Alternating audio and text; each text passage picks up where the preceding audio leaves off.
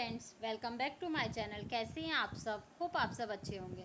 जैसा कि आप सबको पता है, हमारी फाइनेंशियल अकाउंटिंग की सीरीज़ चल रही है, जिसमें आज हम चैप्टर 3 का नेक्स्ट टॉपिक पढ़ने वाले हैं, जो कि है इंटरनेशनल अकाउंटिंग स्टैंडर्ड। ठीक है, हम लोग इसके पहले क्या पढ़े थे? देखिए, हम लोग सारे जितने भी अकाउंटिंग स्टैंडर्ड थे हमारे 1 से लेकर 32 तक, वो हम पढ़े थे।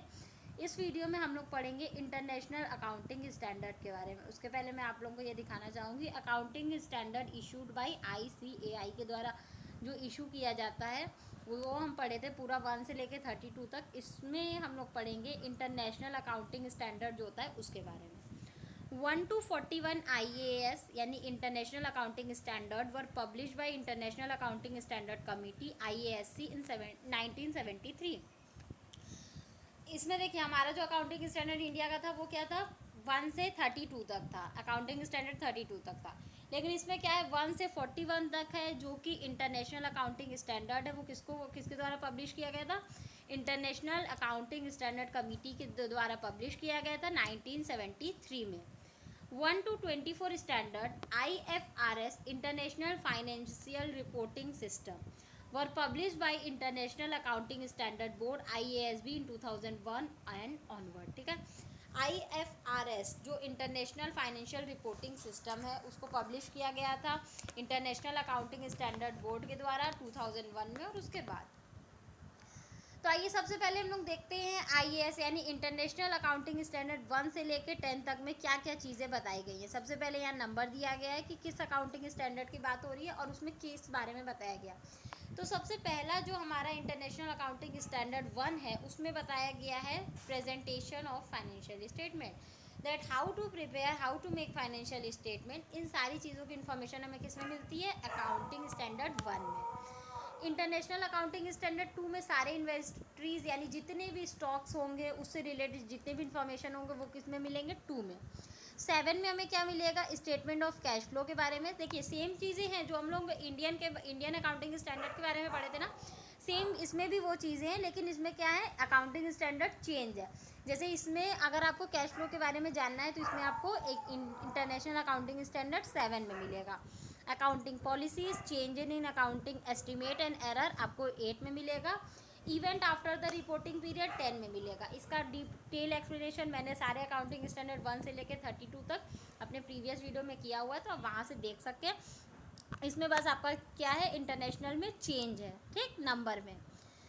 अब जैसे देखिए, इंटरनेशनल अकाउंटिंग स्टैंडर्ड 3 में आपको मिलेगा कंसोलिडेटेड फाइनेंशियल स्टेटमेंट के बारे में, जो कि IAS 27 एंड 28 रिप्लेस कर दिया गया 27 और 28 को। ठीक, 4 में आपको मिलेगा डेप्रिसिएशन अकाउंटिंग, इसको रिप्लेस किया गया IAS 36।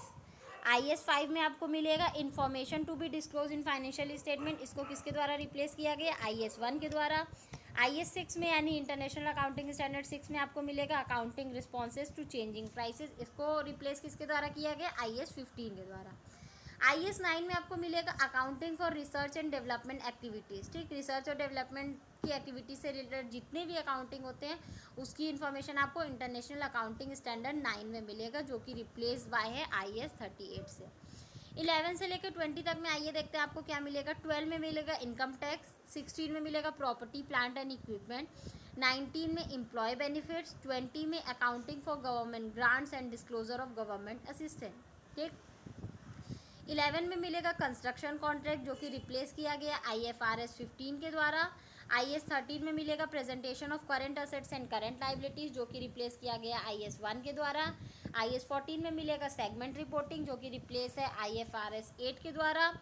IAS 15 में मिलेगा information reflecting the effect of changing prices, वो इसमें कोई भी चेंजेस नहीं है। IAS 17 में लीजेस के बारे में बताया गया है, जो कि रिप्लेस बाय IFRS 16। IAS 18 में मिलेगा revenue, that was also replaced by IFRS 15। अब IAS 21 से 30 तक में देखते हैं क्या है। IAS 21 में है the effect of changes in foreign exchange rate. IAS 23 में बोरोइंग कॉस्ट, 24 में रिलेटेड पार्टी डिस्क्लोजर, 26 में accounting and reporting by retirement benefit plans, 27 में सेपरेट फाइनेंशियल स्टेटमेंट, 28 में investment in associates and joint venture, 29 में financial reporting in hyper inflationary.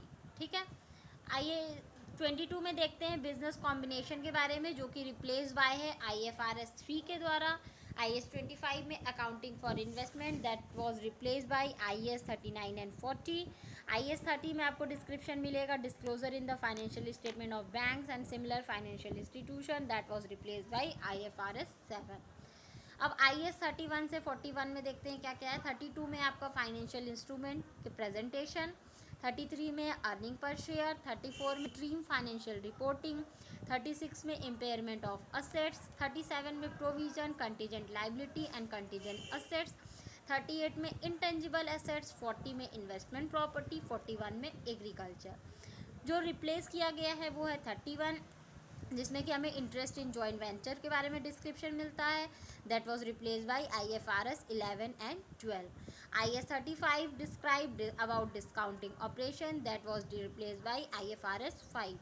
And least but last है IAS 39 financial instrument recognition and measurement, that was replace by IFRS 9।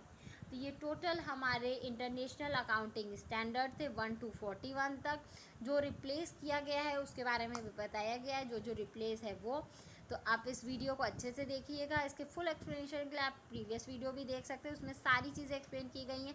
जैसे lease क्या होता है, segment reporting क्या है, presentation of current assets and current liability क्या है, वहाँ पे बहुत अच्छे से एग्जाम्पल के थ्रू भी एक्सप्लेन है।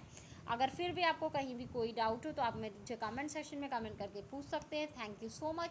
Please like, subscribe and share my channel. किसी को इस सब्जेक्ट या किसी भी सब्जेक्ट के नोट्स परचेज करने हो तो वो मेरा डिस्क्रिप्शन बॉक्स चेक कर सकता है। Thank you.